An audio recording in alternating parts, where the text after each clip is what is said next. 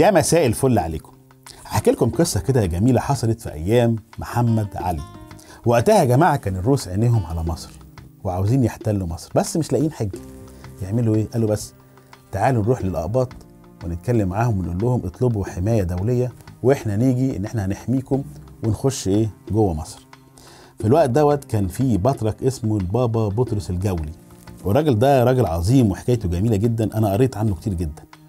المهم جه مندوب من روسيا، الامير الروسي، قابل البابا بطرس، قال له بقول لك ايه، ما تيجي احنا نحميك، انتوا اقليه في مصر واكيد مضرورين، اطلب بس حمايتنا واحنا هننزل نحميك من مصر كلها وهنرفع شأنك، وهيبقى الاقباط هم اسياد مصر، هم رقم واحد في مصر. فالبابا بطرس كده بعقله الرشيد وبذهنه فهم الملعوب اللي بيتلعب عليه، وراح سأله سؤال جميل قوي. قال له بقول لك ايه يا سياده الامير، هو الملك بتاعكم دوت بينام؟ قال له طبعا بينام. قال له للاسف احنا عايزين اللي يحمينا ملك ما بينامش. طب بقول لك ايه يا سياده الامير، هو الملك بتاعكم دوت بيعيا؟ فالامير استغرب، قال له اكيد بيعيا، ما هو طبيعي اي حد يعيا. قال له للاسف احنا مش هيحمينا الا ملك يكون ما بيعياش. راح ساله ثالث سؤال، قال له بقول لك ايه يا سياده الامير، هو الملك بتاعكم اللي في روسيا ده اللي عايز يحمينا بيموت؟ فالامير قال له اكيد بيموت، ما هو بشر. فرد عليه البابا بطرس الجولي قال له للاسف احنا عايزين بقى اللي يحمينا لا بينام ولا بيعيا ولا بيموت. فالامير قال له ما فيش الكلام ده، كل دي اي بشر لازم يعيا وينام ويموت ويتعب وكل الحاجات دي. فرد عليه البابا بطرس الجولي قال له لا، بس احنا كمصريين مسيحيين ومسلمين في حمايه الملك اللي لا بينام ولا بيغفل ولا بيتعب ولا يموت، احنا في حمايه ربنا اللي هيفضل عايش طول الأبد، اللي بيحمي البشر الحاليين واللي حمى البشر اللي فاتوا وهيحمي البشر اللي جايين، لأن مصر في يد الله.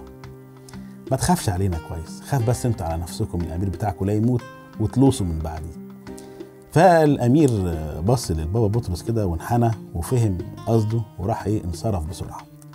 محمد علي ساعتها عرف بالزيارة دي وراح بعت للأمير استضافه وخدوا وفسحوا في مصر كلها وشاف كل الاثار، وجه في اخر يوم عمل له عزومه كبيره. انتوا عارفين العزومات بتاعت الملوك بقى، محمد علي عزوماته مشهوره، ده مره عمل عزومه المماليك كلهم وذبحهم بعدها. فالمهم جاب الامير وقعد واكله كده اكله فخمه، وقال له قول لي بقى يا سياده الامير، ايه احلى حاجه عجبتك في مصر؟ فالامير قال له بص، انا ما شفتش اعظم من ابو الهول، فعلا حاجه جميله، وما شفتش اعظم من الاثار بتاعتكم، البلد دي فعلا بلد قوية، ولكن في حاجة غريبة حصلت. فمحمد علي استغرب، قال له ايه اللي حصل؟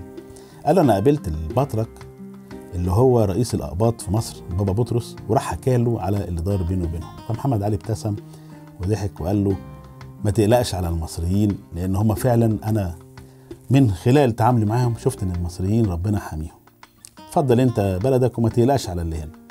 طبعا محمد علي لما عرف الحدوته والحكايه ديت راح زياره للبابا بطرس الجولي وشكره بنفسه واداله اراضي كتير واداله هدايا، ولكن طبعا هو بيديله منين؟ ما هي بلده.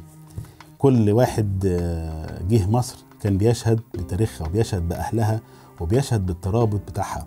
ومصر برضو عاشت اخر فتره ال10 سنين ديت احنا شفناها بعينينا، ان كان في دول كتير عايزه تخش مصر بحجه الحمايه الدوليه للاقباط، ولكن الاقباط ماسكين مصر، والاقباط ماسكينها بقلبهم وبحبهم، وايد في ايد مصر هتفضل دايما قويه. ربنا يحمي مصر ويحمي شعبها ويحمي كل اللي فيها،